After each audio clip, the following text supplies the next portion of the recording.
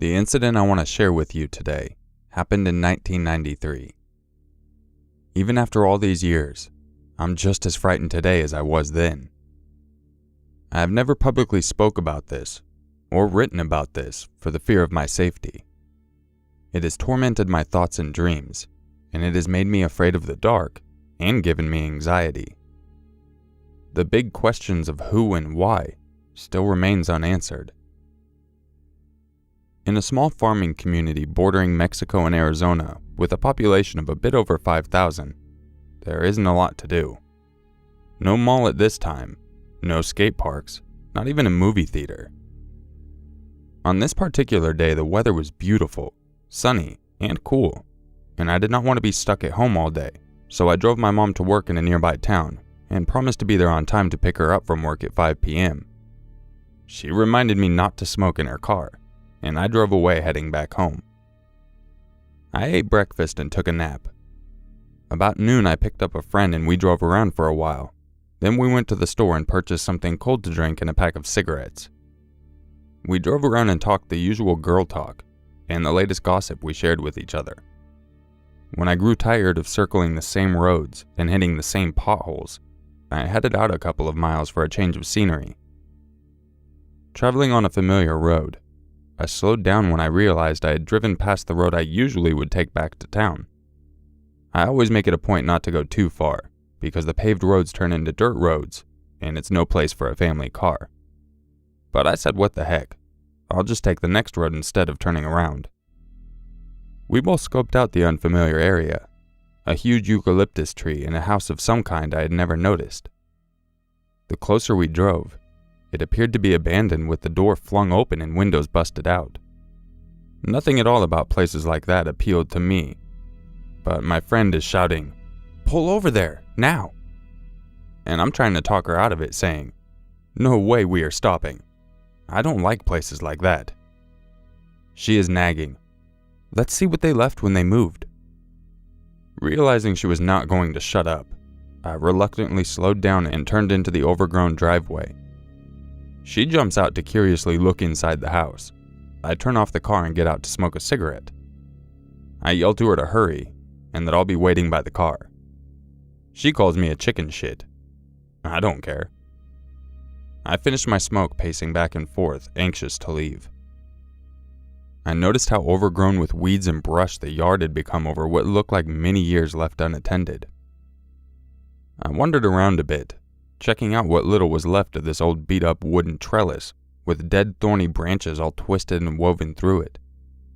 A glimpse of animal fur caught my attention, and I looked closer and noticed what appeared to be a dead coyote hanging from one of the many branches. Dried blood was matted to it, and it looked as though it had been there a while. It was gross. After a little more observation, as I'm already stepping back towards the car, I realized there are other numerous similar carcasses sprawled here and there, or hanging from branches also. Some were pelts, and others were the entire animal. I got the creeps with all those dead eyes staring at me. I had seen enough. I yell, "Let's go, now." I jump in the car and yell again, "Get in or I'm leaving you." My friend comes running out wondering what's wrong. I point to the coyote skins. She also screams, "Let's get the hell out of here."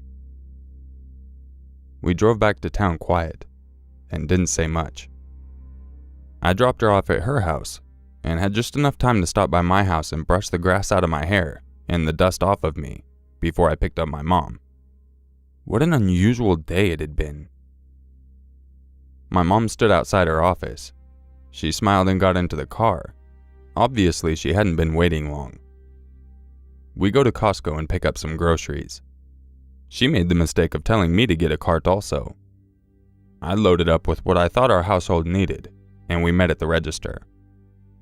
"We are never doing this again," she said as she wrote a $300 check. After arriving home, we put away the groceries and I took a long shower, dried my hair and dressed to go out for the evening. I fed my dog and told my mom, "Bye, I won't be out too late."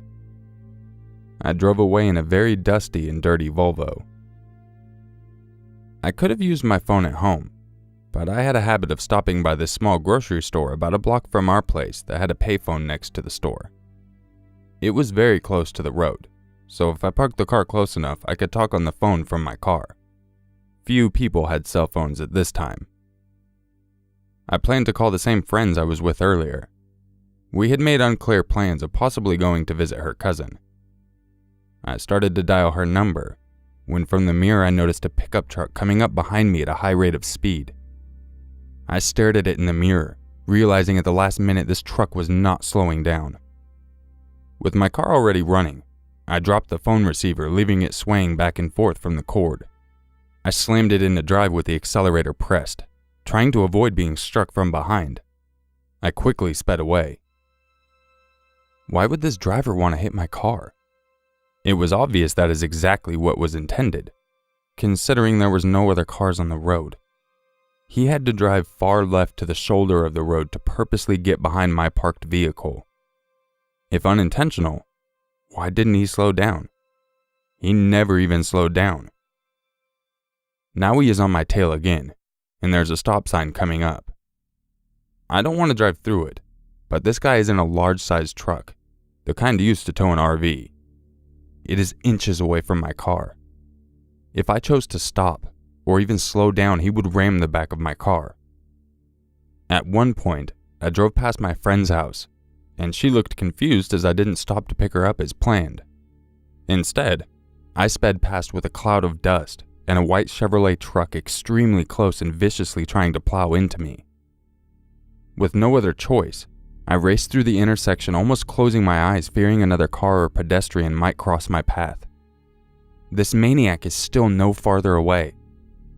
I buckle my seatbelt and sit up straight. I drove like my life depended on it, turning corners and managing not to hit parked cars or lampposts. Using only the gas pedal and seldom the brake, I reached speeds of up to 80 miles an hour on residential streets trying to get away from this psycho.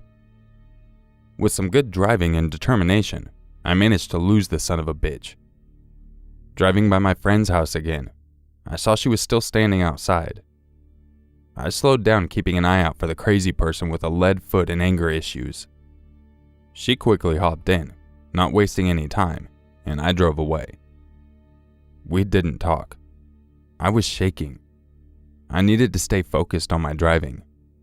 In a town this small, he probably wasn't too far away. It probably wasn't over. Finally, I saw a police car and I hoped he would pull me over for speeding, but that didn't happen. I knew with what I had been through tonight, I needed to tell the police, so I waved out my window for the officer to stop. When he did, I frantically told him about the truck and asked him to stay close by so he could help me because any moment he would be back to terrorize us again. The officer turned to me and jokingly said, "Why don't you go home and get some sleep?" I slowly drove away feeling tired, helpless, and now teary-eyed, wishing I could do just that. Go home and sleep. I spot the truck again as he drives through the intersection ahead of me, as if searching the block, hunting us down. I hear his engine roar as it gains speed, heading towards us again. I start to cry, thinking that this night's getting worse and worse, and about what the cop said. My friend says, "Stay strong and just drive like you did earlier." I took a deep breath and gained some much-needed confidence. My car was still running strong and not getting hot, so I knew that I could do this. I drove around for what seemed like hours. I knew I could probably lose him if I headed out of town where I could drive faster, but I was afraid that if he managed to run us off the road, he would kill us. Then out of nowhere, it appeared to perhaps be over, as this angry driver chose to turn off and disappear out of town. Still watching cautiously, I saw it was safe to finally unclench my hands from the steering wheel and slow down to a safe speed. We drove to my house, quickly got out and ran inside where it was safe. Even though it was late, my mom was waiting for me, immediately asking me what kind of trouble I had gotten myself into. I wanted to tell her about the danger I was in tonight, but I was too physically and mentally exhausted. I just sat there breathing heavy. With a very serious, but also fearful tone, my mother insists I go outside and look at my father's car. I tiptoe carefully outside to the driveway. Stretched out on the hood of my dad's car was a taxidermy-quality black coyote staring back at me.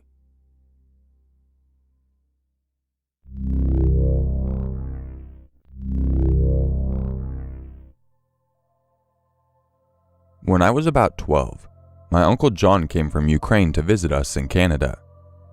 He had a lot of stories, but this was the one that stood out. It was the late 1960s. John was traveling by train from his village to another to visit family. He had to change trains at one point and was dropped off at what amounted to a platform and a hut in the middle of nowhere. There was no one else at this station, and other than a dirt road that led off into the surrounding woods, there was nothing there. He waited for some time, but no train came. It was winter and getting colder and darker, and just about the time he started worrying about a place to stay and some food to eat, an old woman appeared out of the twilight. She asked if he was waiting for such and such a train, and when he said he was, she said it wouldn't be long until the following day. She asked if he needed a bed for the night and offered him a meal and a room at her house, which she said was about an hour's walk from the station. Lodging with locals was more or less the standard when traveling in this part of the USSR, and Great Uncle John wasn't looking forward to a hungry night on a cold platform, so he accepted her offer. He took his suitcase, and they set off together down the dark road into the forest. It was more than an hour away, more like 2, and by the time they arrived at the woman's small, 2-story house, John was tired and hungry. They went inside, and the woman lit some oil lamps and warmed some borscht for them. It was the first time John was able to see the woman clearly, and he was a bit startled to realize that the old woman was actually a man.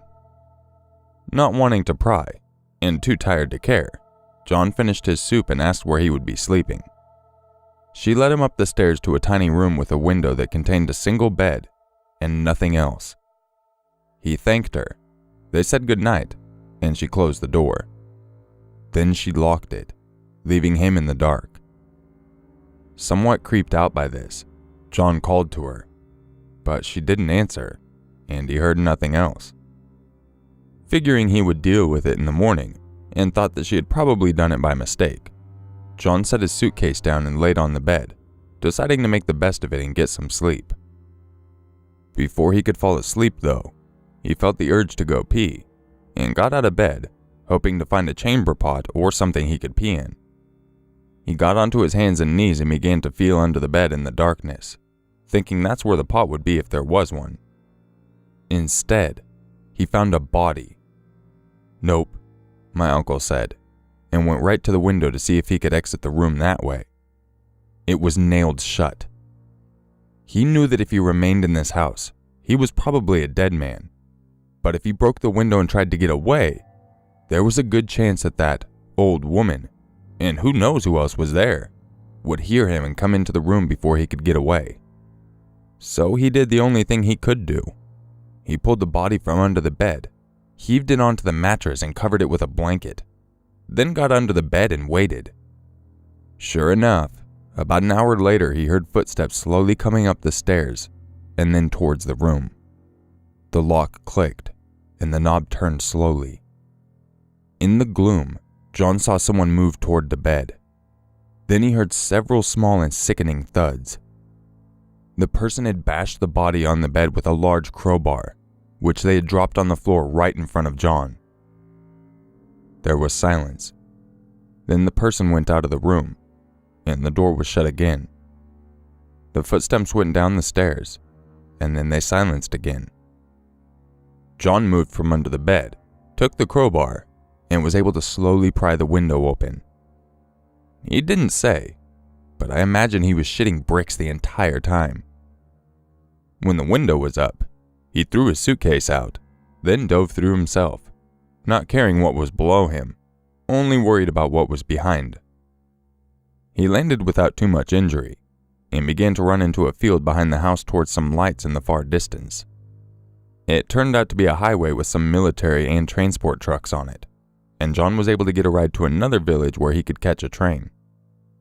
He didn't bother reporting what had happened to the authorities, since at this time in the USSR, there was a distinct chance that he would have been the one in trouble. He just thanked God he escaped, and decided the next time he traveled to visit relatives, he would take another way.